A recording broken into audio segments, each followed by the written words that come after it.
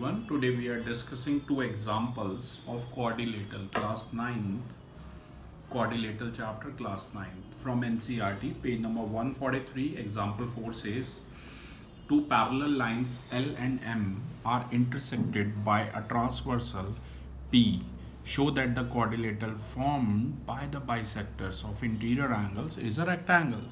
तो क्लास ध्यान से देखिए, L और M दोनों लाइंस पैरेलल दे रखी हैं, तो आप गिवन में लिख सकते हैं small L is parallel to small M, और इन्हें स्मॉल पी एक ट्रांसवर्सल है, जो ट्रांसवर्सल होता है जो दो पैरेलल लाइन को डिवाइड करते हुए लाइन जाती है। तो ये इनके बाइसेक्टर दिए हुए, show that the quadrilateral form by the bisectors of interior angle.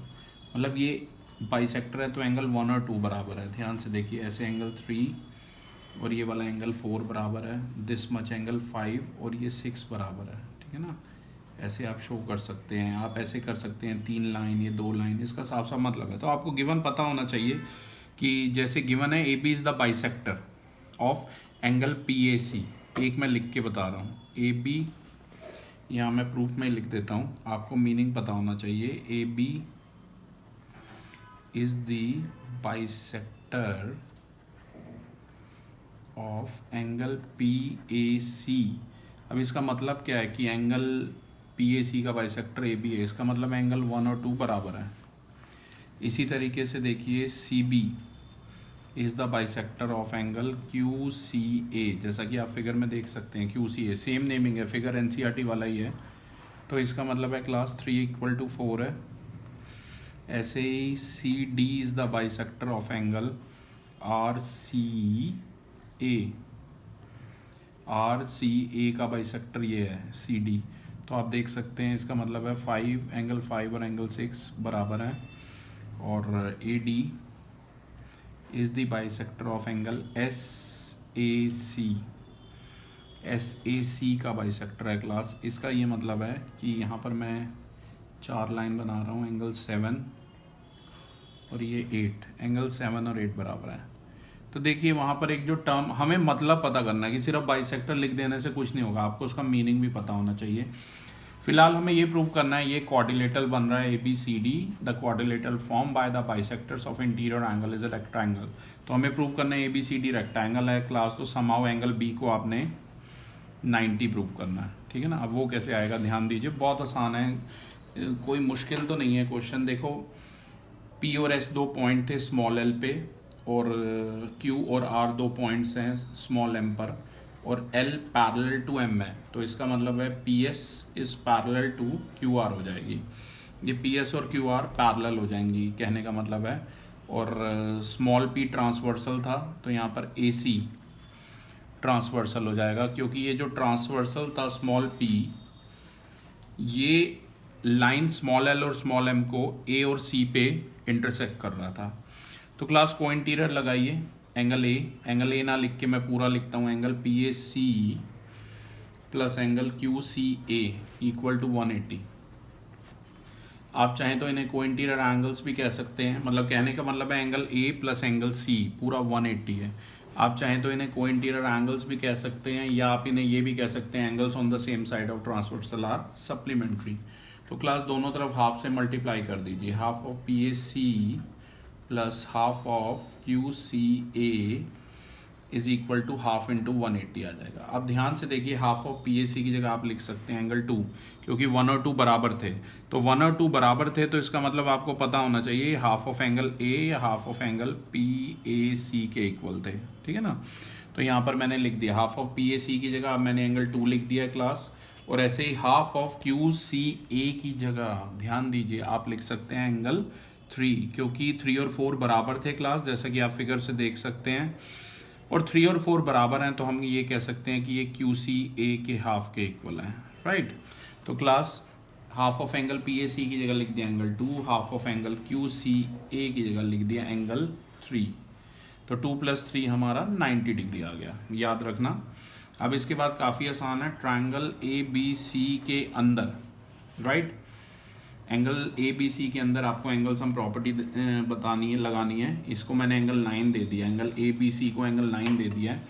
तो ध्यान से देखिए, इसमें 2 + 3 + एंगल 9 = 180 है।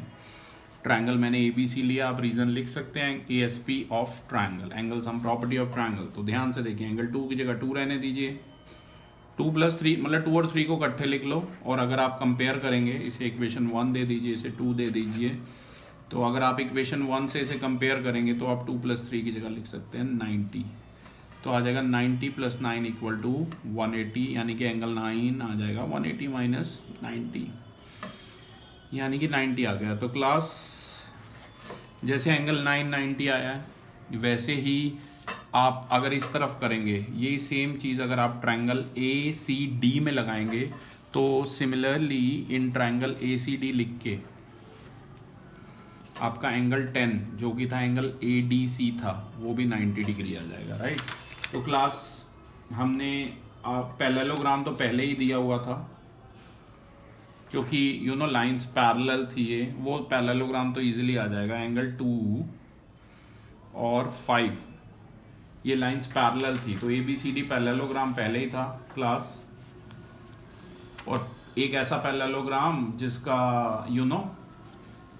एंगल एक 90 हो तो वो रेक्टेंगल होता है। अगर पैरेललोग्राम में आपको कंफ्यूजन है लिखने में तो आप ऐसे लिख सकते हैं A B is parallel to C D, क्योंकि ये A B parallel to C D कैसे आया क्लास, ध्यान से देखो। ये पूरा एंगल प्लस पूरा ये एंगल आप लिख सकते हैं कि ए बी और डी सी, ये ट्रांसवर्सल थी ना ये क्लास, ये दोनों लाइन पैरेलल थी। तो आप लिख सकते हैं कि भाई angle P A C is equal to angle R C A, आप ऐसे लिख सकते हैं। देखो ये पैरेलल थी, कौन कौन सी, P S parallel to Q R दे रखी थी, तो ये दोनों ऑल्टरनेट इंटीरियर एंगल मैंने ले लिए, राइट। फिर इसके बाद क्लास मैंने क्या किया, दोनों तरफ इसका भी हाफ ले लिया, हाफ से मल्टीप्लाई कर लिया, half of R C A, half of P A C equal to half of R C A. अब ध्यान से देखो ये एंगल 2 आ गया, half of P A C, यहाँ फिगर में देखिए पी ए सी के आधे को आप 1 भी लिख सकते हो, 2 भी लिख सकते हो, मैंने एंगल 2 लिख दिया। और हाफ ऑफ आर सी ए के हाफ को आप एंगल 5 लिख सकते हो, तो 2 और 5 आ गई फिर लिख के। But this is a pair of alternate interior angle, ये ऑल्टरनेट इंटीरियर एंगल्स का पेयर है class, therefore A B is parallel to C D हो जाएगा। अब सिमिलरली लिख के क्लास आप B C parallel to A D लिख सकते हैं, तो आप कह सकते हैं कि A B C D is a parallelogram, right. ये लो पैरेलल। अब फिर इसके बाद एक लाइन लिख दीजिएगा क्लास कि भाई अ पैरेललोग्राम, यही लिख रहा हूं मैं, a parallelogram whose one angle is 90 degree, क्योंकि पैरेललोग्राम के अपोजिट, वैसे तो मैंने 2 90 कर दिए यहाँ पर। A parallelogram whose one angle is 90 degree is a rectangle. वैसे तो रेक्टेंगल के भी क्लास चारों एंगल 90 होते हैं, राइट, इज अ रेक्टेंगल। तो क्लास कुछ इस तरीके से करना है। मैं एक बार आपको फिर से बता देता हूँ किया क्या। सबसे पहले एंगल 1 और 2 बराबर थे, ये बाइसेक्टर गिवन था, ऐसे ही 3 और 4 बराबर थे, बाइसेक्टर गिवन था। 5 और 6 बराबर थे, सी डी बाइसेक्टर था। 7 और 8 बराबर थे, ए डी बाइसेक्टर था। क्लास सबसे पहले कोइंटीरियर लगाया, ये वाला पूरा angle A plus angle C equal to 180 degree, half से मल्टीप्लाई किया है, ये देखिए, तो आ गया half of A plus half of C equal to half into 80। अब हाफ ऑफ ए एंगल 2 होगा और half of angle C angle 3 होगा, तो 2 + 3 90 आ गया। एक ट्रायंगल के अंदर किन्हीं 2 एंगल का सम अगर 90 है तो तीसरा ऑटोमेटिकली 90 होता है, तो 9 भी 90 आ गया और 10 सिमिलरली करके 90 आ गया। ये पूरे पी ए सी और आर सी ए, क्योंकि ये दोनों लाइन पैरेलल थी तो ये ऑल्टरनेट इंटीरियर दिए हुए थे, ठीक है ना, और हाफ इनके बराबर ले लिए तो 2 और 5 भी बराबर आ गए।